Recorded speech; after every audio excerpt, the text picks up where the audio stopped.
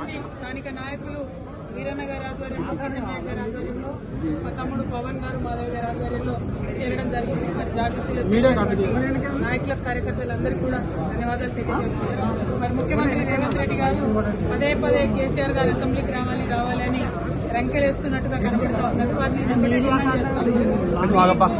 నిజంగా కూడా వాదన చేయాలనుకుంటే, మీకు నిజంగా కూడా చర్చ చేయాలనుకుంటే మీ పోలీస్ కమాండ్ కంట్రోల్ రూమ్ కి మేము మహిళలు అందరం కూడా వస్తాం.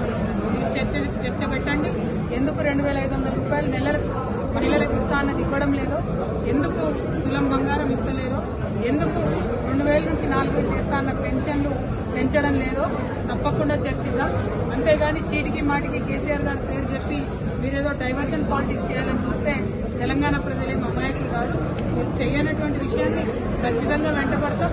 మీరు చేసినామని చెప్తున్న విషయాల్లో ఉన్నటువంటి మోసాన్ని కూడా ఎండగడతామని చెప్పి ముఖ్యమంత్రి గారిని నేను డిమాండ్ చేస్తా ఉన్నాను. Thank you. జై తెలంగాణ. జాగృతిలో అనేక మంది స్థానిక నాయకులు వీరన్న గారి ఆధ్వర్యంలో, కిషన్ నాయక్ గారి ఆధ్వర్యంలో, మా తమ్ముడు పవన్ గారు, మాధవ్ గారి ఆధ్వర్యంలో చేరడం జరిగింది. మరి జాగృతిలో నాయకులకు, కార్యకర్తలందరికీ కూడా ధన్యవాదాలు తెలియజేస్తున్నారు. మరి ముఖ్యమంత్రి రేవంత్ రెడ్డి గారు పదే పదే కేసీఆర్ గారు అసెంబ్లీకి రావాలి అని రంకెలేస్తున్నట్టుగా కనబడుతూ ఉన్నారు. వారిని డిమాండ్ చేస్తాం. నిజంగా కూడా వాదన చేయాలనుకుంటే, మీకు నిజంగా కూడా చర్చ చేయాలనుకుంటే మీ పోలీస్ కమాండ్ కంట్రోల్ రూమ్ కి మేము మహిళలు అందరం కూడా వస్తాం. మీరు చర్చ పెట్టండి.